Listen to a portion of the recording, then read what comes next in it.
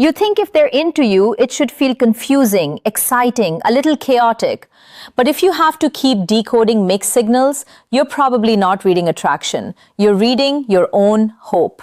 If you need reminders like this, truth, not fantasy, subscribe, because you do not need more soothing lies. You need to hear the things that pull you back to your center when your emotions start making excuses for people who never earned that kind of grace from you. Here's what it really means when someone is into you. There is movement, there is clarity, there is effort without you having to drag it out of them.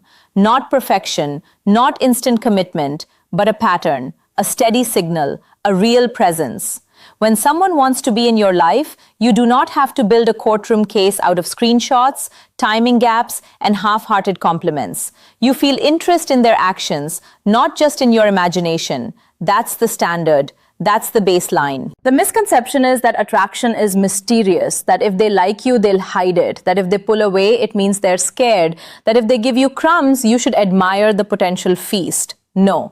Stop romanticizing inconsistency. Stop calling confusion chemistry. Stop calling anxiety connection. When somebody is genuinely into you, they make your life clearer, not heavier. You know where you stand more than you don't. You feel calm more than frantic. You feel respected more than tested. If you keep saying, maybe they're just busy, maybe they're just guarded, maybe they're just bad at texting, ask yourself a harder question. Why are you so eager to do emotional labor for someone who hasn't even done the basic labor of showing up? That's called self-abandonment.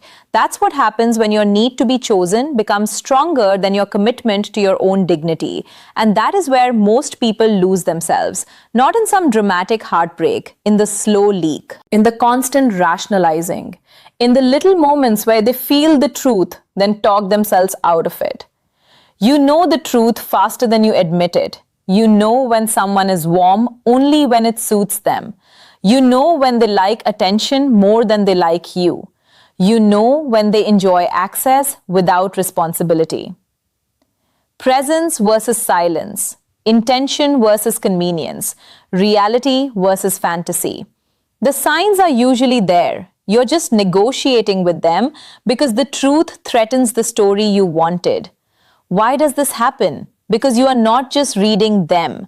You are reading them through your wounds, through loneliness, through ego, through the part of you that thinks finally being wanted by the unavailable person will heal something old inside you. It won't. If you had to earn love in your past, chaos can feel familiar. If you had to prove yourself to get attention, distance can feel attractive. If you learn to chase approval, inconsistency can feel like passion. But familiar is not the same as healthy. Intense is not the same as real. Being emotionally activated is not the same as being deeply valued. Learn that distinction and your whole life changes. And understand the cost. The cost is not just wasted time. The cost is erosion. You start checking your phone like your peace lives in somebody else's reply. You start editing your personality to become more palatable. You start overthinking every word, every pause, every look, every delay. You stop trusting your instincts. You stop protecting your time. You stop honoring the quiet voice inside you that keeps saying, this doesn't feel right. And once you betray yourself enough times, your standards don't feel strong anymore. They feel inconvenient. That is dangerous. Because the more you normalize confusion, the more unavailable people start feeling normal. The more breadcrumbs feel like a meal. The more your hunger gets mistaken for love. So reframe it. The question is not, are they into me? The real question is, does their behavior deserve access to me? That shift changes everything. Now you're not a beggar waiting for a verdict. Now you're a selector. Now you're not obsessing over chemistry alone. You're looking at consistency. You're looking at follow-through. You're looking at emotional honesty. You're looking at whether their interest creates stability or steals it.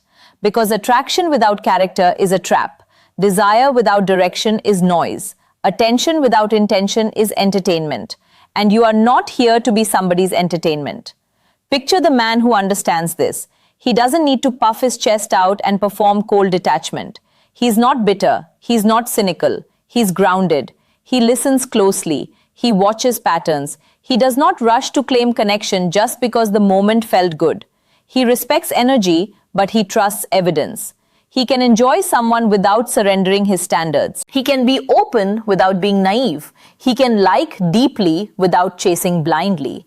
He does not panic when there is distance because he is not trying to outrun his own emptiness. He has purpose. He has routine. He has work to do. He has a life that matters before anyone enters it. That's why he is calm.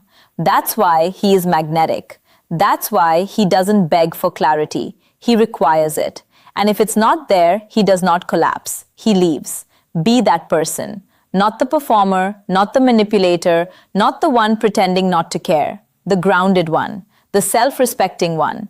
The one who can tell the truth without drama. The one who says, if you're interested, show me with consistency. If you're not, I will not force a meaning that isn't there. That is power. Quiet power. Clean power. So do this. Watch actions longer than words. Stop overvaluing charm. Stop mistaking fast intensity for genuine interest. If they disappear, let the silence speak. If they are vague, do not write depth into vagueness. If they only reach for you when they are bored, lonely, horny, or uncertain, do not confuse access with affection. Redirect your energy immediately. Back to your body, back to your work, back to your standards, back to your sleep, back to your mission. Ask less, observe more. Chase less, notice more. Explain less, accept more. If someone likes you, let them rise to the level of clarity. If they don't, let them go without turning your self-worth into collateral damage. And if someone is into you, really into you, you will still need discipline. Because healthy interest can feel less dramatic than the chaos you're used to. It can feel slower, simpler, safer. Don't sabotage that just because it doesn't trigger your old addiction to uncertainty. Peace is not boring. Peace is unfamiliar to people who were trained by emotional turbulence. Learn to recognize the difference. You do not need to become harder. You need to become clearer. You do not need better tricks. You need better standards. You do not need to obsess over being chosen. You need to choose what honors you. That is the reset. That is the return. You are not waiting for someone else to tell you who you are. You are not standing outside your own life begging for permission to feel worthy. You are the answer. You are the standard. You are the filter. And the moment you live like that, the wrong people stop looking like opportunities. Subscribe if you want more truth like this, the kind that cuts through confusion and brings you back to yourself. And if you're building that stronger identity now, stay close, because you are not the only one choosing clarity over chaos, and you do belong among people who refuse to betray themselves just to be wanted.